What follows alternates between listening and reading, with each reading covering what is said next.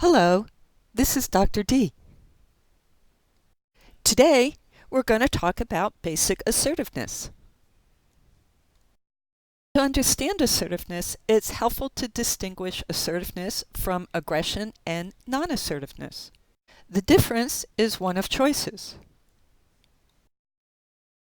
Aggression is taking all the choices for yourself and not giving the other person a choice.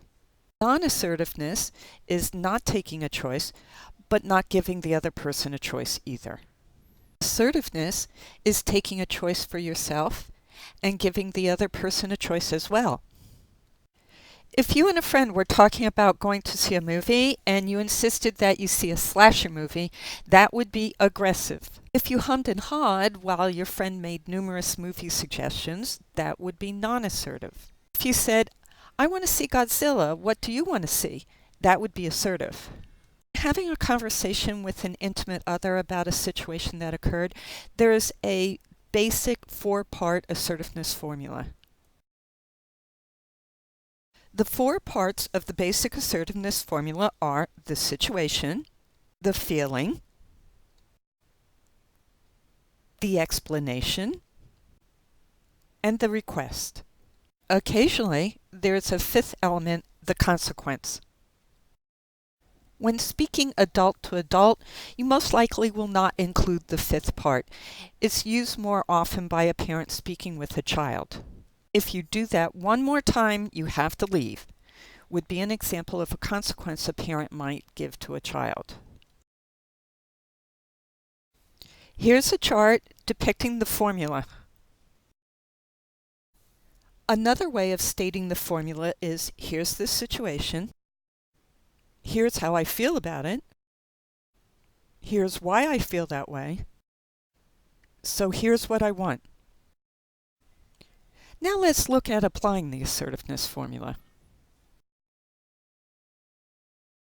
When you refer to the precipitating event, think of it as verbally holding up a mirror to the other person so he or she can see his or her reflection. In order to do this, you need to be very specific. If it's something the other person has done, you need to describe it exactly. If it is something the other person has said, you need to quote it as precisely as possible. If she came up to you and using the index finger of her right hand, tapped you 3 times on the forearm of your left arm, that is what you need to say. Having heard this description, the listener will know exactly to what you are referring. You need to avoid what I call conclusion words. Conclusion words are those such as rude, obnoxious, or inconsiderate. Conclusion words cause the other person to become defensive and you're setting up an argument. Who would automatically agree that he or she was being rude, obnoxious, or inconsiderate? Most certainly, it was not the intention of the other person to be any of those things. Again, you're trying to hold up a mirror, not in sight. Next, you will want to say how you feel in reaction to the situation. This is the most important part of the formula. This is the part that will encourage the listener to hear what you are saying. A simple demonstration is to start a sentence with you. If you say you, it really does not matter what you say after that. The other person will be building a defense and not listening. On the other hand, if you start with I feel, most likely the other person will be curious enough to listen. Note that saying I feel that you is still a you statement. When it comes to expressing what you are feeling, you have only 6 choices. You can be happy, you can be sad, you can be angry, you can be scared, you can be hurt, or you can be ashamed. Anything else is a combination of feelings or a combination of thoughts and feelings. In order to be clear, it's best to choose one of the 6. Otherwise, it becomes confusing for the listener. Although you may have more than one feeling, Choose the one that's most important to you. But if you stop there, the reason for your feeling will not be clear. For instance, if you said, when you tap me 3 times with the index finger of your right hand, on the forearm of my left arm, I felt sad, it's likely the listener would be confused how the behavior led to sadness. That's why the third part of the formula is necessary. It's the bridge or connection between the event and your feeling. It always is the thought process that led to the feeling. What was the thought that led to feeling sad about being tapped on the arm? If you thought being tapped on the arm was rude, that would not explain being sad. If you remember your mother telling you that if someone treats you rudely, that person is not a real friend, and you conclude that the person who tapped you on the arm must not be a real friend, that would explain why you felt sad.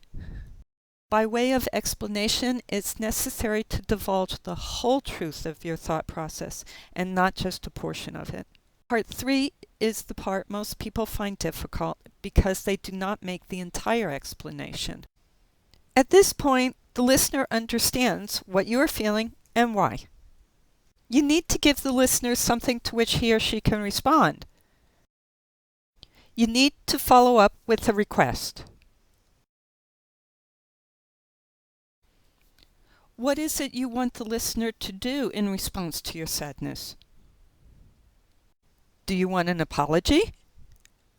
Do you want the other person to explain his or her behavior? Do you want a hug? By the time you make your request, it is clear what is behind your request. You need to make your request in the affirmative. Say what it is you want rather than what it is you do not want. I tell people no one knows how to NOT. Ordinarily, when speaking with an adult, you will skip adding a consequence. It's not necessary to say that the consequence of compliance with your request would be that it would make you happy or that it would enhance the relationship.